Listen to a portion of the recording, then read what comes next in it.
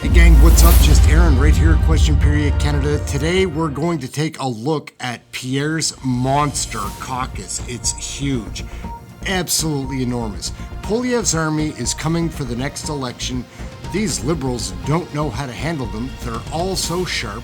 Well, most of them are. There's a couple, we'll see. We're going to check them all out, give a little introduction to each one.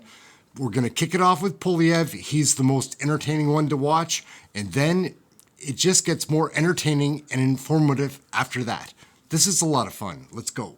Well, that parliamentary censorship proves everything you need to know about this and everything else in this government. Right. I asked a question of the member for King's Hands, the chair of the Agriculture Committee, who's now studying the painful impacts of the carbon tax, and the front bench here shut him down, told him to sit down and shut up because they had a better mouthpiece for the PMO who would stand and speak in his stead.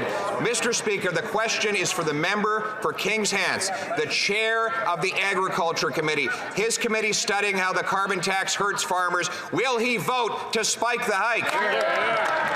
Desperately don't want to answer for the carbon tax pain they're causing Canadians. And no one is fooled by the ridiculous rebate ruse this government is selling. That's because Canadians know that the carbon tax rebate was specifically designed to exclude all the secondary costs that go up when the producer, the shipper, and the retailer all have to pay their higher share of carbon taxes. And the average income earners, the middle income earners across Canada, are worse off even after the rebate. $900 worse off in Alberta, $500 worse off in Saskatchewan, $600 worse off in Ontario. Why doesn't the Prime Minister show some compassion and spike the hike?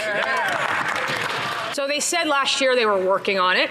Yesterday, the minister changed the story, saying that his agencies didn't even give him that advice. Today, I don't understand that answer, and neither will Canadians. So which answer is it? Which story? We've got a minister over there who won't condemn the most vile anti-Semitism, another minister who held hands with a literal terrorist. Is there no courage at all again? I'm going to ask one more time. What day will you list the IRGC as the terrorists that they are in this country? Mr. Speaker, that's exactly the lack of classy response I would expect from the Liberal minister. And the reality is he doesn't know what's going on because clearly he doesn't listen. These are 50 real families accessing a food bank under that Prime Minister's watch. $700 more in groceries a year for Canadian families. Low-income families are most impacted. 1 million more users of food banks this year. Students, seniors, low-income families. Right. Those are the facts. That's what we will keep fighting for. Spike the hike, axe the tax. Yeah. Common sense conservatives will axe the tax. We will build the homes. We will fix the budget. We will stop the crime. Well, after 8 years, this NDP Liberal Prime Minister is not worth the cost, crime or corruption. Yesterday, we learned that yet another company received $8 million tax dollars for the Arrive scam. But it gets better. This one, owned by a national defense bureaucrat. The rot continues. Yesterday, Parliament passed our motion to force the government to release all documents and to repay taxpayers. Will the government end the cover-up and release the documents? Yes or no? Mr. Speaker, Saturday's poll by the Voice of the Common Man revealed that 90% of Newfoundlanders and Labradorians are against the April 1st increase in carbon tax by 23%. Even the Liberal Premier, a fury, he pleaded with the Prime Minister to pause the April 1st tax hike. That's right. Newfoundlanders and Labradorians are sick and tired of these cruel April Fool's jokes. So after 8 years, will this NDP Liberal Prime Minister heed the plead and spike the hike, or will he once again prove that he's simply not worth the cost? Constituents are fully aware that Liberals are taking away $2,900 and giving them back $1,800. That is not revenue neutral. But here are the facts. The Liberals are increasing the cost of food yet again on April 1st by increasing the carbon tax by 23%. This is driving Canadians to food banks in unprecedented numbers. The Caring Covered Food Bank in Prince Edward Island is struggling just to keep its doors open. It can't handle the increase in demand, up 70%, 5,500 families. I know the Prime Minister is bored, but will he listen to Canadians, axe the tax, so Canadians can put food on the table? Yeah. Thank Thank you, Ms. Speaker. We absolutely do, because that was a baloney answer from this minister, and that's what we're getting from the BC Premier as well. There's 200,000 British Columbians relying on food banks in a single month now. The tax credit shell game, if you qualify, is way less than you pay. BC already has the highest gas prices, $2 a litre just this morning. A 23% hike will force up prices another 18 cents a litre. This Prime Minister isn't worth the cost. Will he show some compassion and authorize the BC Premier to spike the hike on April 1st? Of this NDP Liberal government, more and more British Columbians are lining up at food banks. That's not baloney. The fact that many can't afford to drive with $1.99 a litre gas isn't baloney either. What's also not baloney is on page 75 of the BC's 2024 budget, where the provincial government blames this Prime Minister for forcing a 23% carbon tax hike on April 1st. Will the Prime Minister help sandwich British Columbians and spike the hike, or do British Columbians need to throw him out like an old, spoiled, stale pack of baloney? Hey! We will see you at the end. This is a really fun, if you haven't seen your favorite politician yet, they're probably coming up. We're not going to be able to include everybody in this video, but we've got way more cool Conservative MPs coming up. If you're enjoying this video, consider subscribing to the channel. We have fun. We watch the daily live broadcasts of every question period.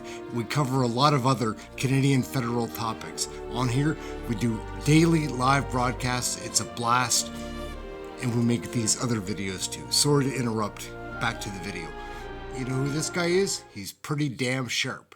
Vito Lakes. Well, what the Auditor General asked in terms of information, this government didn't even want to provide. That's why they voted against having the Auditor General investigate this Prime Minister's $60 million Arrive scam. It's clear that after 8 years of this NDP Liberal government that they're not worth the corruption or worth the cost. That $60 million, Speaker, was for outside consultants. It wasn't for public servants who needed to act quickly. It was for Ottawa insiders who were getting rich, being made millionaires while Canadians struggle and are now lined up at food banks. This Prime Minister's had weeks. He won't stand up, but we've ordered him to provide the documents. At what time will they be provided? The Honourable Minister for... And now another stud, Rick Perkins. That answer is cold comfort for the families in my community that have increased the usage of the St. Margaret's Bay Food Bank by 30%. Right. Why? Because the Parliamentary Budget Officer said that the average Nova Scotia family pays $1,500 in carbon tax and gets back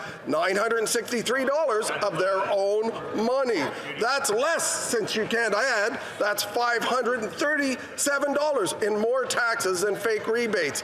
This Prime Minister is not worth the cost. So if the Prime Minister won't spike the hike or axe the tax, will he at least let the people decide and call a carbon tax election?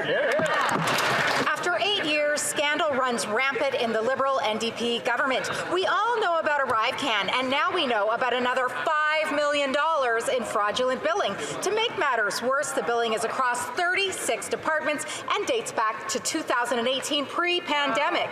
This is only the first wave of even more fraudulent billing cases. This Prime Minister is not worth the cost. So can the minister answer one simple question? How many millions of dollars in fraudulent billing did Arrive scam cost Canadians? Yeah!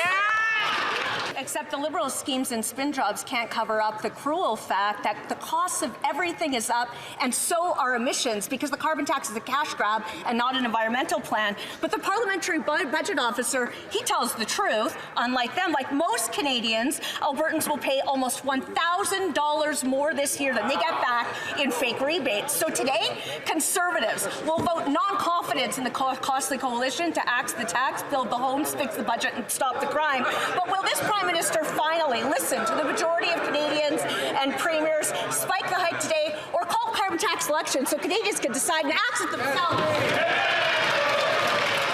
The Honourable Member from Dufferin-Caledon. This is how desperate and pathetic this Liberal government is, and the ministers that repeat these talking points, they quote a 2-year-old PBO report. 2 years old. The PBO was just at committee 2 weeks ago and debunked everything they have to say because the carbon tax costs Canadians, and we know it. In Orangeville, my hometown, they are now predicting in a few years 5,000 to 6,000 residents will go to the food bank every month in a town of 27,000 people. This is the Liberal carbon tax. Will they spike the hike, axe the tax, or call a carbon tax election?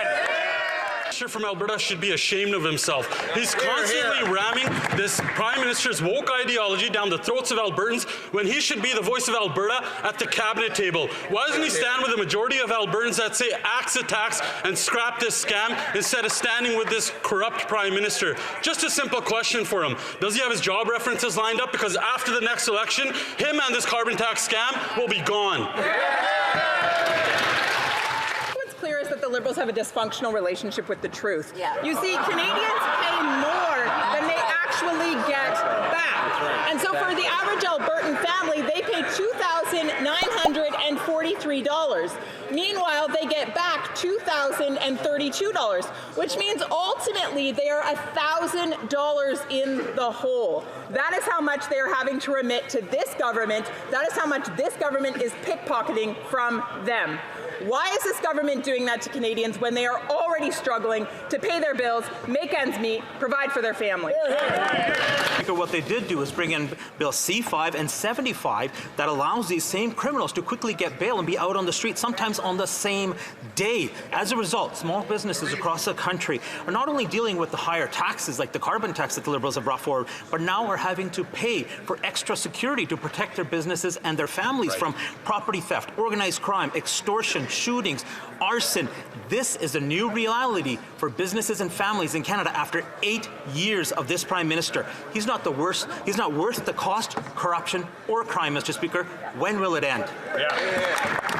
So Poilievre has an amazing, huge, big, fat caucus. Like, there's so many of them, and there's going to be so many more. I can't wait to see what happens. We need an election, guys. All we want is a chance to get rid of this carbon tax, put Poilievre in power, see what he brings to the table, because it's not looking good under Trudeau, guys. It's bad. Trudeau and his corrupt NDP Liberal coalition government, they gotta go. CHYSTIA, FREELAND, Jagmeet Singh, out the door. We need them gone. Take your pension, walk.